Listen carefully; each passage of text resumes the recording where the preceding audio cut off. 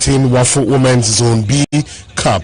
The minister said each member of the team will receive at least $1,000. He made this revelation at his first encounter with the press organized by the Ministry of Information earlier this morning. The Black Queens, led by coach Mercy Tegu, won the maiden edition of the competition last month, and the team made the worst possible start, but they fought back to reach the final. In fact, they lost the first game, the first game against the host Ivory Coast, and then met them in the final and defeated them by a goal to 0 to win the tournament. Now, the tournament also dress rehearsal for the upcoming 2018 Women's Africa Cup of Nations to be staged in Ghana. And according to the minister, the government is keen to ensure a successful hosting of the competition and has thus approved a budget of $8 million.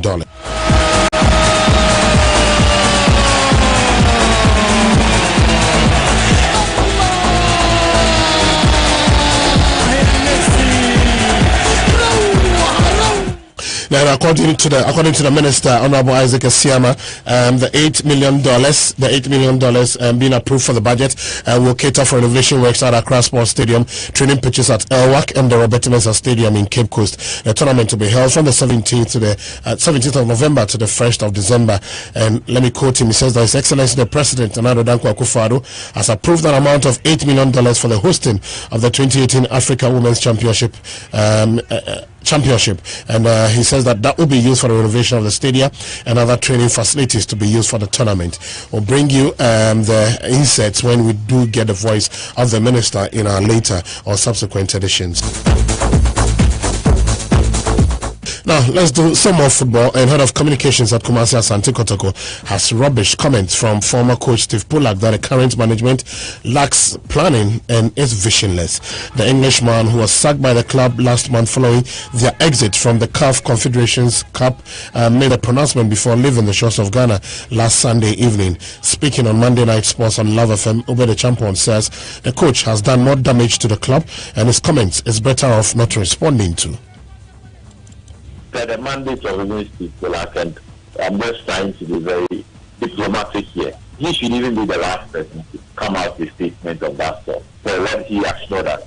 And even when he extended his contract, there were so many things that we needed to do as part of building the process. Because we believe we are still going to go to the market and get the players. But for 4, 3, 2, 5 years, if he is still around, he needs to start something with the juvenile side. Even in his contract, he was even supposed to pay regular visit to the junior team, all part of the building process. And if a club lacks vision, if a club lacks planning, you will not be looking at developing talent, or you will not be looking at enhancing your junior team. That in the next 4 or 5 years, they will be the main pillars in your senior team. So I believe it was just a wrong call for him. And DELALI is not the first time. It happened over and over and over again. These coaches come in, they will pledge their life for the class, but whenever there is an issue and we part with, and clearly you've seen this current Kotoko management, we decided not to go so much into issues that happened during the time of Pulak. We just didn't want to start a new war because we wanted to focus on a new regime we have currently, how he can come in and play an impact in the existence part. So we didn't want to focus so much on Pulak. Obed says the club is concentrating on getting the best out of new coach Pakwesi Fabian, who he says has taken off on a good note. Well, it's a gradual process, but I believe so far it's been impressive. Still rooms to correct because the damage that he came to see was really huge. So still room to correct. He's working on the individual confidence of most of the players to just get them back on themselves, that they still have so much football in them. It's been 12 goals in 2 friendly games. Not something we are going to dwell on or we are going to base the argument on it, because playing in pre-season games are sometimes different from playing in competitive games. But we believe, based on what we've seen so far from Coach Pakwesi Fabian, even his relationship with the players, his relationship in his training regimen, there is hope. All right, so indeed there is hope. Now Pulak joined Asante Kotoko in the middle of last season and guided the club to win the MTN FA Cup and finish 5th in the league. Now, elsewhere, Doma-based Adriana Stars are expected to leave Ghana for Algeria on Thursday for the second leg tie of the CAF Champions League match against Atente Satif on Sunday. The 28-man contingent is expected to leave Doma later today for Accra, where they are expected to train on Wednesday before leaving for Algiers on Thursday. Chief Executive Officer of the club, Albert Komi, concedes the tax ahead is enormous, but is sure it is surmountable. Well, it is difficult most especially when you are going to someone's country with one goal advantage. But it is surmountable. All that we need to concentrate and do what is necessary, making sure that we stay focused, and that is what we are doing. All right, so Albert coming there for you, Chief Executive Officer of Aduana Stars Football Club. Now, the Deputy Minister for Youth and Sports, Honorable Pius Hajide, has come with a slogan for the team Ghana at the 2018 Commonwealth Games. According to him, Ghana was formerly known as Gold Coast, and some people still refer to Ghana as the land of gold, hence adopting the catchphrase from the Gold Coast to Gold Coast for gold. For the Gold Coast to Gold Coast for gold. He noted that with this inspiration from where the 72 athletes are coming from and where they are going, it is motivating to adopt a slogan that can lead them to their targets. Honorable Hajide, who is the chairman of the International Games Committee, said this at a departure media encounter that he expects an improvement upon the last Commonwealth Games at Glasgow 2014, where Ghana had just 2 bronze medals. Now, meanwhile, Benedict Owusu of Joy 99.7, who was with the team before their departure yesterday, has been speaking to some of the athletes. He first spoke to Black Stakes players Sewa Boachi and Umaru Nafisatu.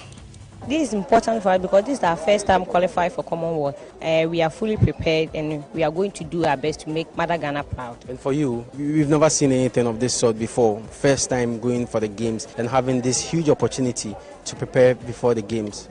How crucial is this? For us, it's very, very crucial because going there and looking at the countries I'm going to play with, it's not going to be easy. We are the least ranked country in the Commonwealth game. We are ranked 30 and we are having those in first 20.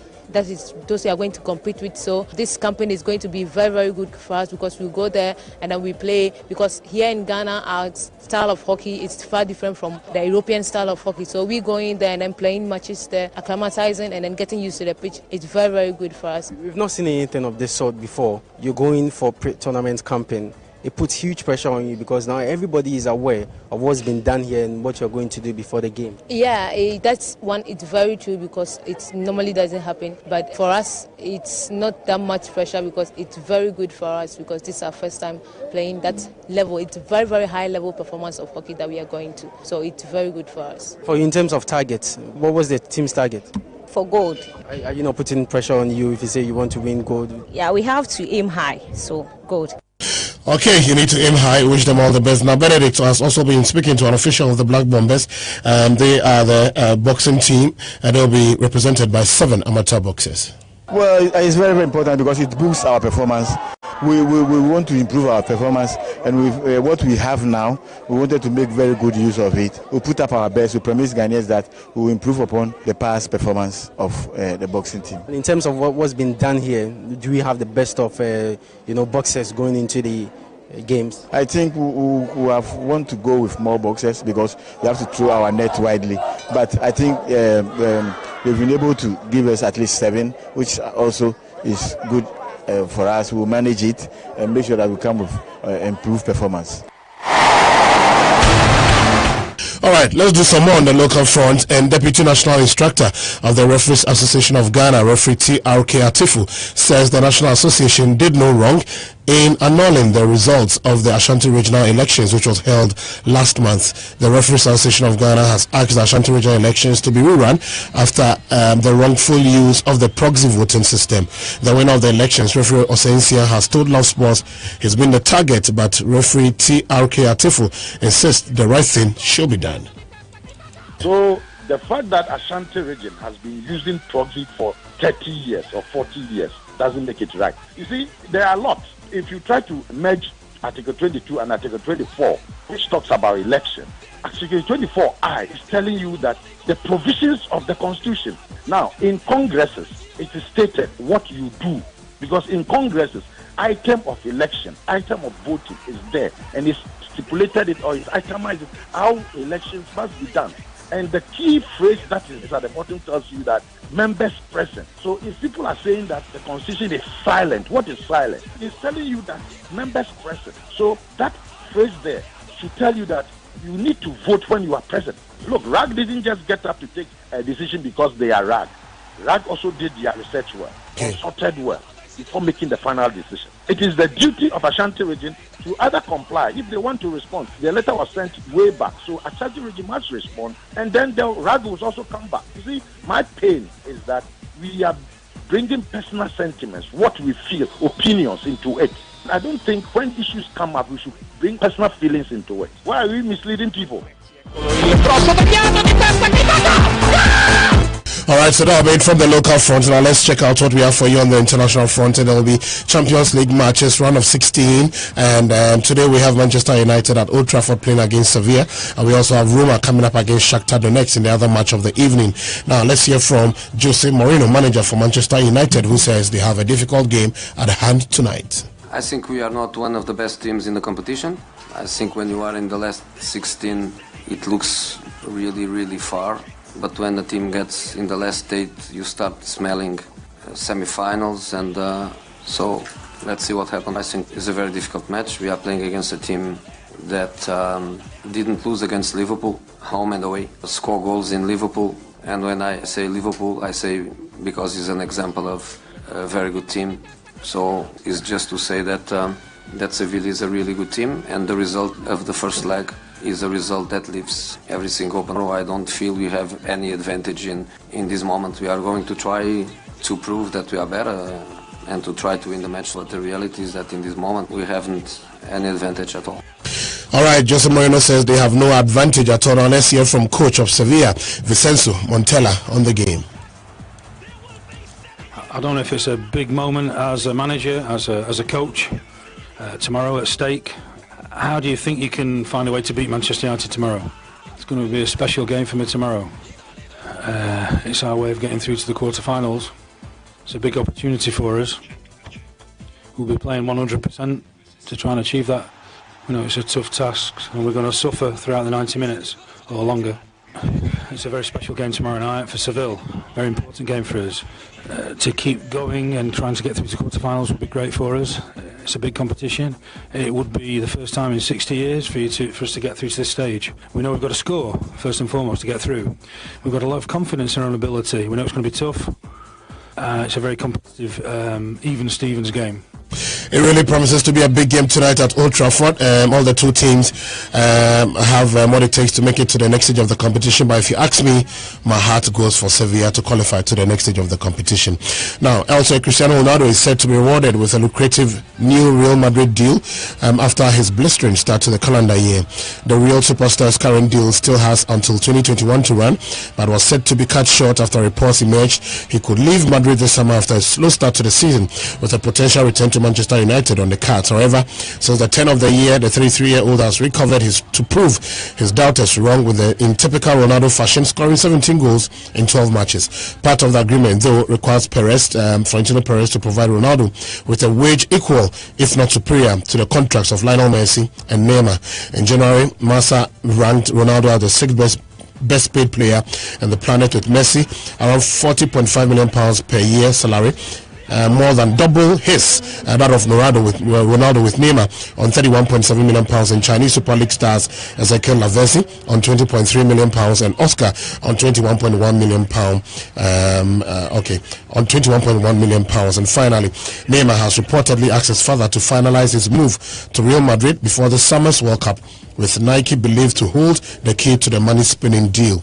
The Brazilian superstar, who has been sidelined in recent weeks with a broken foot, is set to lead his country to the finals in Russia, which begins on June 14th. The 26-year-old only joined PSG from Barcelona last summer in a World Cup record deal. In a world record deal worth £189 million. But according to the Sport, the forward is ready to return to Spain and join the Catalan Giants rivals Real. His father, who acts as his agent, has reportedly met with Real bosses as the Spanish champions bid to seal a deal that could be worth up to £400 million. You can't believe it. £355 million. That's about, close to £400 million there, if indeed that deal does happen. Sports Flash on Luv FM came to you courtesy Prestige Capital, Tabia Herbal Capsules, and Pakum for sexual weakness. My name is DELALI ATIASE. Let's see what's on board for Drive Talk later this evening with DJ Ruben and Kofi Diakwa. She says, my name is Mary. I heartlessly said no to my boyfriend of 3 years a month ago, embarrassing him before his friends, my friends, and some few family members because I thought I wasn't ready.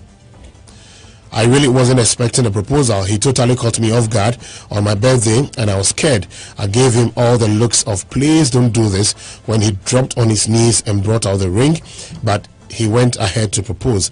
I said no. I broke his heart. Every night since then, I keep seeing his eyes as I snatched my fingers from his grasp and mouthed the word no repeatedly. He expected me to jump for joy, scream and dance, or even cry for joy. Sorry. But I wasn't expecting the response he got. I love David, I really do, but I just wasn't ready. I just wasn't ready for the proposal. Thus, plus I somehow lost in that night and got scared. David, who is 31, has refused to talk to me. He traveled immediately and won't get in touch. I've tried to apologize and explain things, but he's not ready. He's not reading my messages. I can't call him. I only try through the social media, but he's not reading them. I'm sorry, I love him. I want to say yes. How do I go about this? I heard he's gone to South Africa to cool off after the blow I dealt him. I would rather marry David now than wait for another man. Please help me. I mean, in the first place, Ghana for you was your trust. When did we start this thing of will you marry me? And Masa, where we see each other? In public, you mean? Oh, Masa, when did we learn this? And recently, but isn't that romantic? Someone they were traveling to Liberia and someone proposed it. Said, yeah, Masa. No, I'm thinking of proposing to my. We didn't do that. I'm thinking of proposing to my would-be wife in church at the mall. You decide to go and stand at the poolside. Kumasi Sports Stadium. You go on your knees. You go on your knees. And you go like you pull out the ring. You go like. Did you marry me? I say, yes, you are trying. Oh, that's romantic. Do we do that together? You meet your girlfriend and you are going along the Charlie. Now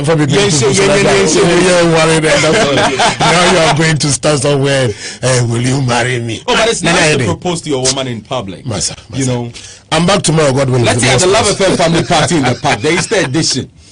And you know, you go. So when do you plan to propose to your fiancé? Maybe at the. Oh, come on. Why KJT? For the best of motivation. God knows how to bring your dreams to pass. News, solutions.